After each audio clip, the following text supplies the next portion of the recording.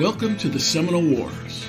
In this podcast, we explore how the Seminole Wars came to be, how they were fought, and how they still resonate some 2 centuries later. I am your host, Patrick Swan, and our show is a production of the Seminole Wars Foundation, found online at www.seminolewars.us. We are recording today from the homestead of the Foundation in Bushnell, Florida. Thank you for listening. Hello and welcome. Since he began his research in the early 1960s, the late Frank Laumer's books and articles on the Dade Battle and the Seminole War have informed and inspired many. One inspired group is the Veterans Legacy Project, or VLP, at the University of Central Florida. Project director Dr. Scot French said Frank's research and writings are at the heart of the VLP and are a great inspiration to the team. We have invited Dr. French to join us in a later episode of the Seminole Wars podcast to share more fully just what that important and noble project is all about and how the Seminole Wars provide ample material. We have also invited University of Central Florida Dr. Amy Giroux to discuss her project for identifying every single Seminole War soldier at eternal rest under the 3 memorial pyramids at St. Augustine's National Cemetery. In the summer of 2019, Drs. French and Giroux visited Frank Laumer at his Dade City home, Talisman. They sought to hear from Frank Laumer himself about his research practices and to hear his thoughts on some contentious aspects of the Dade Battle itself and the Second Seminole War in general. Florida Frontiers radio program contributor Holly Baker recorded the session and in October 2019 produced a 10-minute segment. Florida Frontiers is the weekly radio program podcast of the Florida Historical Society. Holly is the Society's public history coordinator, as well as the archivist for the Society's Library of Florida History in Cocoa. She and the Society graciously shared their interview recording with us at the Seminole Wars podcast to give our listeners an extended opportunity to hear from Frank Laumer in his own words. The Seminole Wars Foundation extends our great gratitude for this opportunity. We have adapted that interview with minor edits for clarity and narrative flow. Our listeners have heard much about Frank Laumer in the course of this podcast. Twice, he led a team to walk the 60-plus mile route of Dade's Fatal March. He co-founded the Seminole Wars Foundation. He authored 3 books. With the immediacy and intensity of a novel, his Massacre tells the story of Dade's battle. He followed this up with Dade's Last Command, a fact-based chronicle of the overall march. Finally, he penned a novel, Nobody's Hero, about Ransom Clark, one of only 3 soldier survivors of the battle. About a month after Holly's Florida Frontiers feature aired, Frank Laumer died, November 18, 2019. Coincidentally, or not, that was the same day Ransom Clark had died, back in 1840. Clark was only in his 20s. Frank Laumer, in contrast, departed this world at the ripe old age of 92. Sometime after his death, one of Frank's daughters, Shorty, sprinkled his ashes on the grave of Ransom Clark in New York State, uniting the 2 men in perpetuity for all time. In this episode, we present Frank Laumer in his own words. We encounter his folksy personality. We hear his strong opinions on certain matters related to the Seminole Wars. We learn firsthand what a persistent, tenacious attitude he had. He turned over many stones, so to speak, to uncover forgotten or neglected accounts of what he termed this land, these men. Although this graduate of the School of Hard Knocks declaimed being anything akin to a scholar, Frank Laumer's body of work says differently. He himself would merely say he was a seeker of historical truth, wherever it might lead him. He quipped that while he was in the land business, not the digging up bodies from the land business, to discover the truth, digging up bodies sometimes became essential.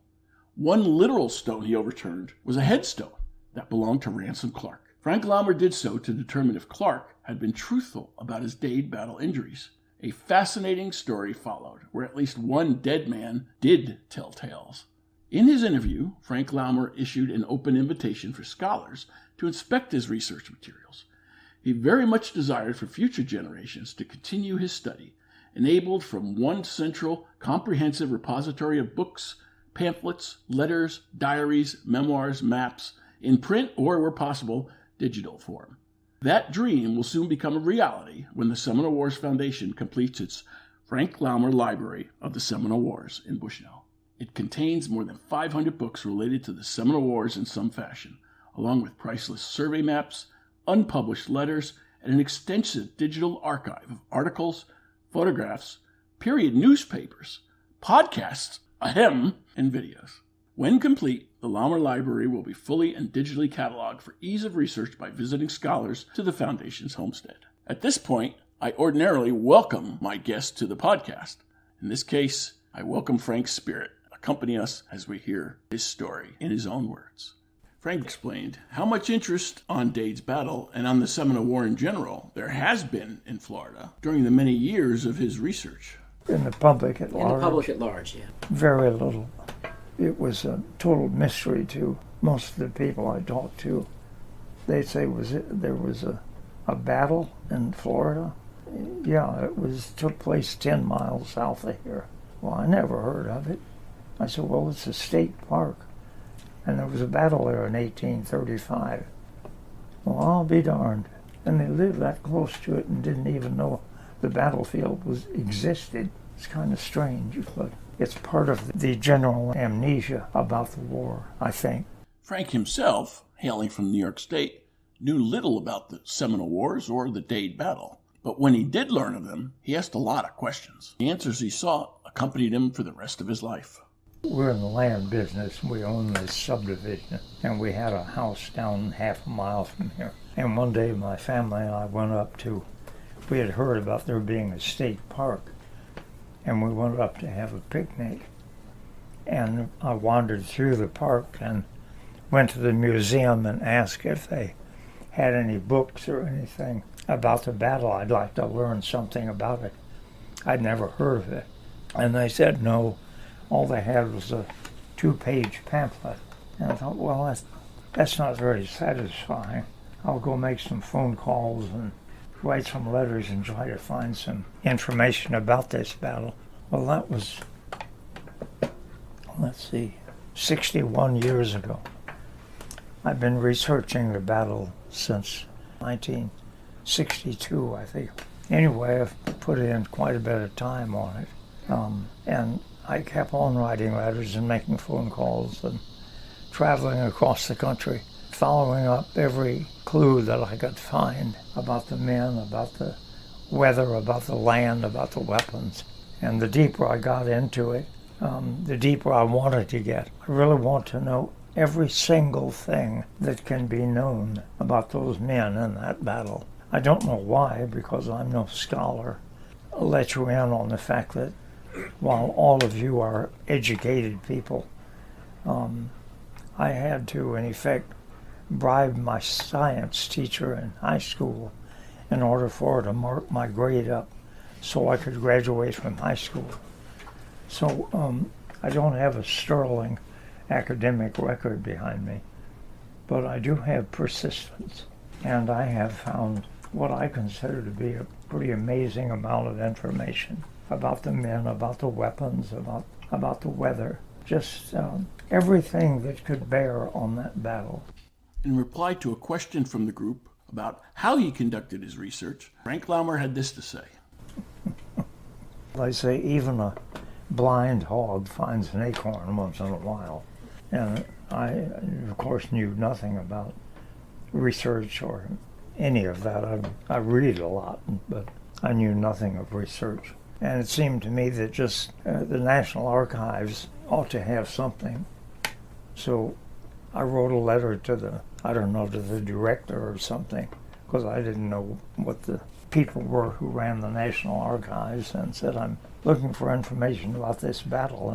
And slowly, information started coming back. They were very helpful, and I'd certainly recommend researching with the National Archives. They sent information, and a lot of the information led to other sources. The men would, in the letters that I found from some of them, gave indications of where someplace they'd been, or something they had, or something that led me to some attachment, some connection with them. And in the letters themselves, they would describe various conditions, like they were going to join the army. They had just come over from Ireland or wherever, and they would give information that led me to other things. And of course, then I started writing and calling Ireland into their national archives, and they too were helpful and sent all kinds of reports and information on the towns these men had lived in. And in one case, they found me a descendant of one of the men. So just like that, just stumbling along, picking up on anything I could pick up on, and just picking up the phone and calling people who ran museums. And I didn't have any background to tell them, but that I'm working on trying to find out about a battle in Florida. Over the years, 60, I stumbled on enough stuff that I didn't know what I was doing from the beginning. Still don't know much about it. One of the things I would sure recommend to any of you, all of you, study the reasons for that war and the reasons for the battle. What was going on? Why did the Sauk Indians attack those men? I think it's a profound point, and I think I know why the war happened. It should be researched by people who know what they're doing. It's a race matter, and that's why nobody knows about it, I think. That is, it's never been talked about over the years because nobody was particularly proud of the racial problems. I think that the war was caused by soldiers being sent down to carry back the escaped slaves, which in those days was any black person you saw. They'd just say, "You're a runaway, you're going back to slavery." This, of course, aggravated the Indians and that were the friends of the black people. And so they started picking off some of the soldiers.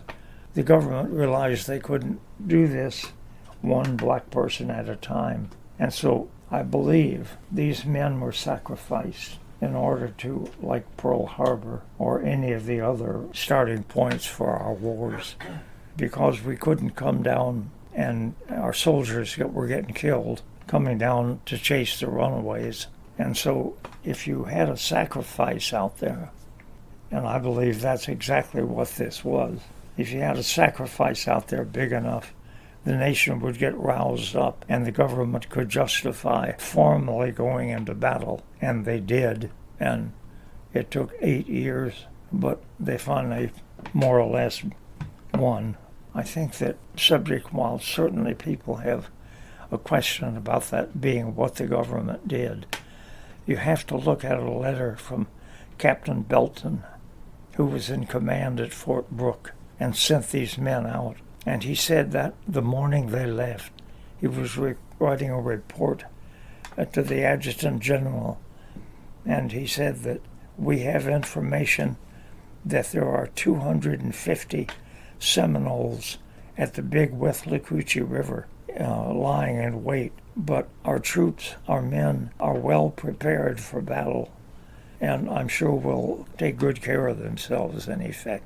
Well, what it boiled down to is he was sending 108 men against 250 Seminoles, and as he said, some of them mounted, which made them more dangerous. How come that never got investigated? He sent those men out on the morning of the 23rd, and it's something like 40 miles to the river.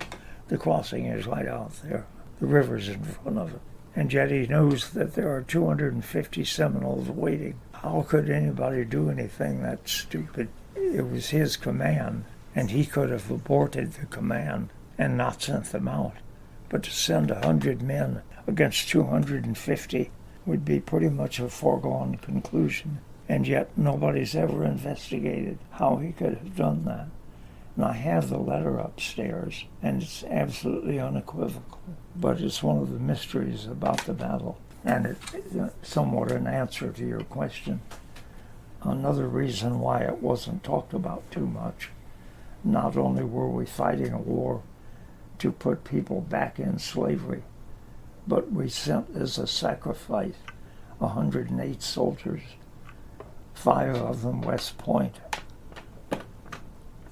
But it would be a good point for somebody to investigate. In the immediate aftermath and succeeding years, a number of people found a scapegoat, and it was not somebody who served in uniform. It was the interpreter, Louis Pacheco, Frank Laumer shares his sentiments on why that was the case. Because he was black. Yeah.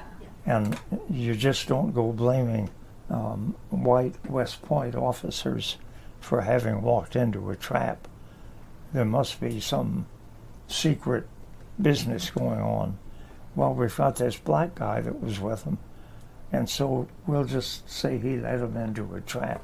But that doesn't hold any water, because Dade had been up and down this road a great many times. 10 years before, he and his adjutant had been the two guys in charge of the crew that cleared the path for the Fort King Road in 1827. And having built the road and having traveled it, he would hardly need a guide.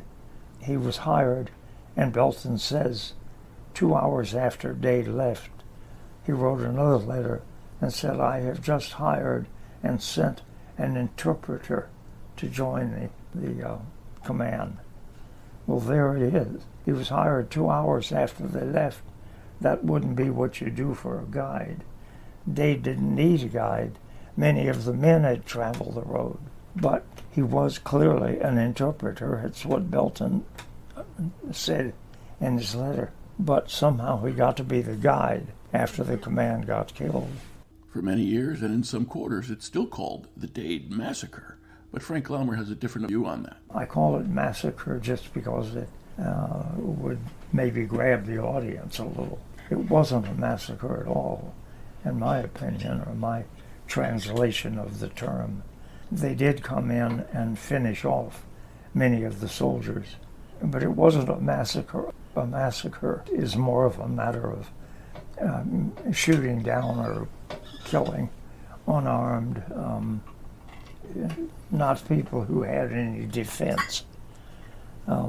Somebody comes in here with a gun, like these idiots that are shooting up people in Texas and whatnot. Now that's a massacre. That's armed people shooting unarmed, unwarned, unprotected people. These were all armed soldiers. They were marching through Seminole land. In regards to how many Seminole perished in the battle, Frank Laumer defers to the Seminole alligator. I think the only thing that I know of that is from Jumper's. Do you know of his interview with Captain Sprague? He was interviewed a few years after the battle, and the interview is in his book, Sprague's book. And in that, Jumper, whom Sprague was interviewing, this is a few years after the battle, and when they were coming through Tampa on the way to Arkansas and Oklahoma. And Jumper said that they had lost something like 5 men, but after the battle was over, they found their bodies and they buried them each. So that's all I know of it. I would like to be able to roam the battlefield with some kind of detector and try to find the Indian graves. That would be an interesting thing to pursue. The officers who were with the burial group, some of them did take certain things like the sash and the money belt and a few pieces like that. And they are what's on exhibit in true artifacts of that battle. Everything that I know of that existed in that battle that lasted has been taken up. But the search never ends. We can't have found everything. If we could go down in those graves again with a metal detector, and I didn't have one back in 1960, but there are probably other bits and pieces down in that grave. As for the biggest artifact from the battle, the cannon, Frank Laumer had some thoughts about where it is. When the command came up to bury the men, the cannon the barrel had been torn off of the carriage by the Indians back at the battle. I mean, when the battle was over. They pulled the barrel off and burnt the carriage and threw the barrel into the pond, according to Jumper, who was one of the ones, of course, in the battle. But they threw the barrel in the pond, and when they came to bury him, the soldiers fished the barrel back out again and set it up on end over the officer's grave, and that's the last that's known of it. The cannon was called a 6-pounder because the iron balls that fired weighed 6 pounds. It puzzled me for a long time because I thought a cannon's got to weigh more than 6 pounds.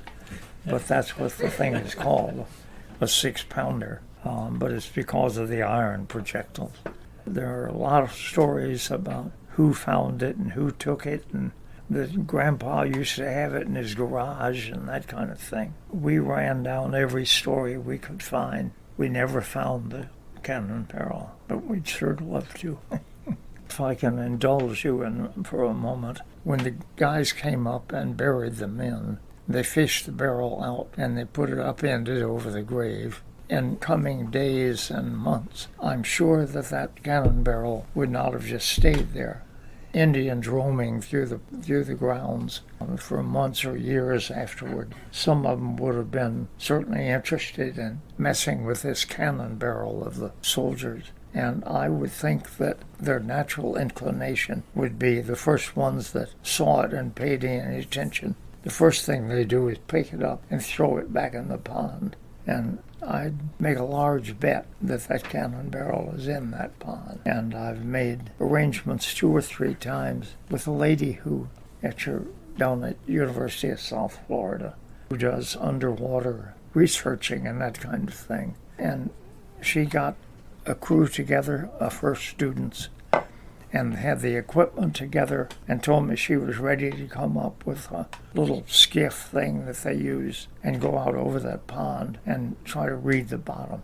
Well, I went to the guy that owns the property, and there was no way he would allow us to go out on the pond. I felt like hitting him in the head and throwing him in the damn pond. Anyway, I think that cannon barrel, logic would indicate that the Indians had no use. They had it after the battle and they threw it away.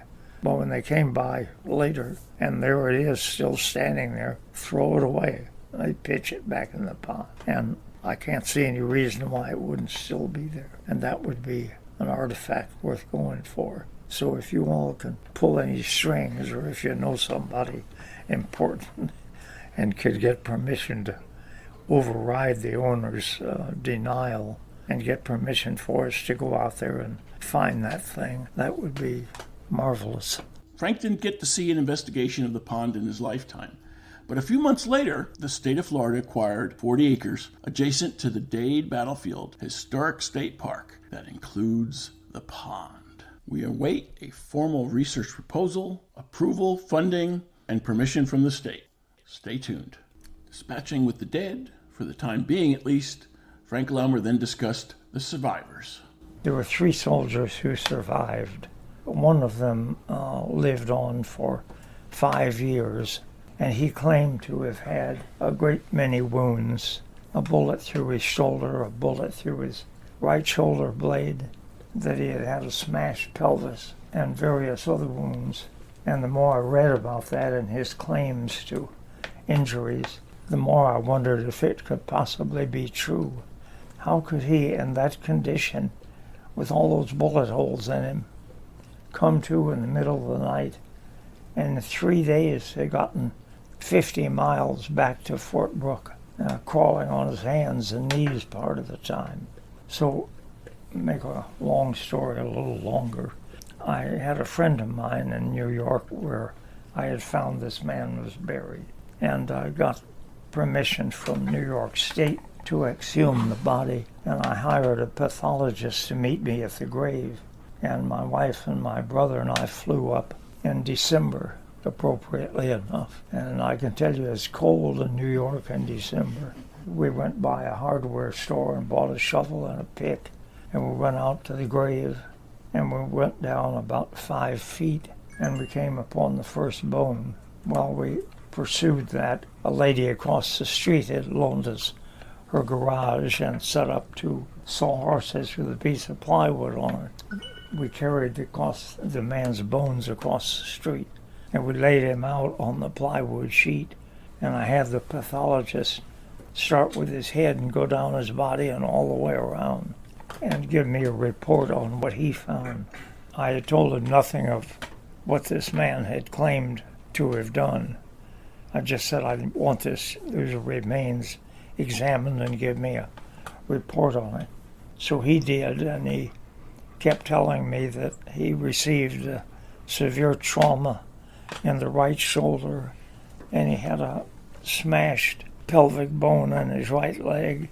And in short, he found that the man had had every bullet wound that he claimed, and yet he crawled or walked, made his way 50 miles. In the dead of winter, he had no clothes on except his trousers. He had no boots, no shirt. And with these wounds, he made his way back, crossing 4 rivers. And if somebody like that's not worth remembering, then nobody is. He must have been quite a man, and I've come to know him. I've held his skull in my hands and looked him in the eye socket and thought about what those hazel eyes had seen in that battle. In short, I'm quite enamored of Private Ransom Clark. I've been to his home. I went down in the basement and looked up at the rafters, hoping he might have carved his initials, but I couldn't find any such thing. But it was where he had been born and where he went back to. And it's been quite a search, over half a century. And people have said that seemed pretty dumb to spend all that time chasing somebody that's been dead for 150 years. But I was certainly curious about him and how that could possibly have happened. I'm in the land business. I'm not in the digging up bodies business. But it was the only way to find out. So that's how I got to where I am. I have found a lot. I've got a family history, a published family history of the Mudge family. And Lieutenant Mudge is one of the officers who died in the battle. That family history had a picture of Mudge, and that was a marvel to find. It was also interesting that he was the youngest of 12 children in the family. Things like that I found. That's the only family history, but a lot of stuff. It probably overwhelm you if you started looking at it, and there's stacks of it. I've got dozens and dozens of old newspaper articles about the battle, about the men, and like in the little town in Massachusetts that Mudge was from. They write about it, about him, and again that gives background on him from the people that knew him then.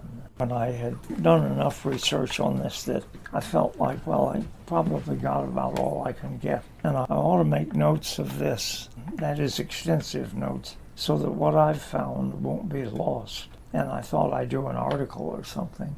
And I sat down to do an article and discovered that wouldn't cover the whole thing. So the article became a book, Massacre. And I continued the research, found out a great deal more, went to the homes of more of the soldiers. Extensive research, actually, and I think it was about 5 or 8 years. I realized that Massacre didn't cover it well enough, so I thought I would upgrade Massacre, but there was too much. I went through Massacre, writing in between the lines, literally, until I realized this won't fit. So I started over and wrote another book about it. Dade's Last Command, a title the press insisted on.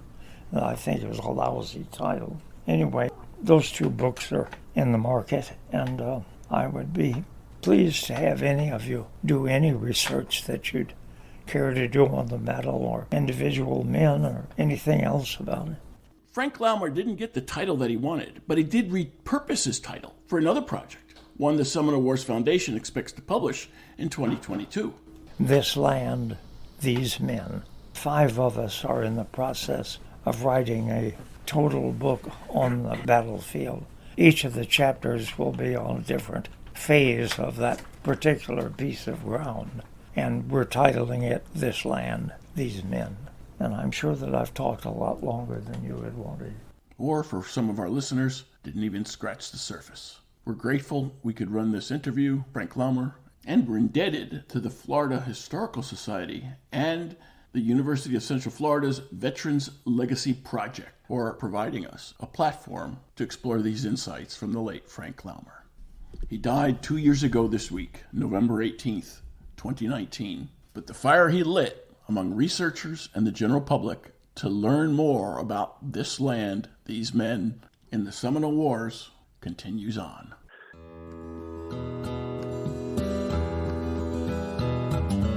If you enjoyed this show, please take a moment to like us on Facebook at Seminole Wars Foundation. Leave a review on iTunes or your favorite podcast provider. Your reviews and comments help new listeners discover us and help us keep this show going. Visit our website at www.seminolewars.us for blogs, articles, news, books, events, membership information, and how to subscribe to this podcast. We'll be back soon with a new episode of the Seminole Wars Podcast. The Seminole Wars Foundation is a 501c3 nonprofit organization dedicated to preservation, education, and publication of Seminole Wars history throughout the state of Florida. This podcast is copyrighted the Seminole Wars Foundation 2021. All rights reserved. Front bumper music, The Devil's Garden, Roast 'em, provided by kind permission of Reedy Youngman. Back bumper music, Second Seminole Win, by Jed Merrim and Ricky Pittman, courtesy of Ricky Pittman. All rights reserved.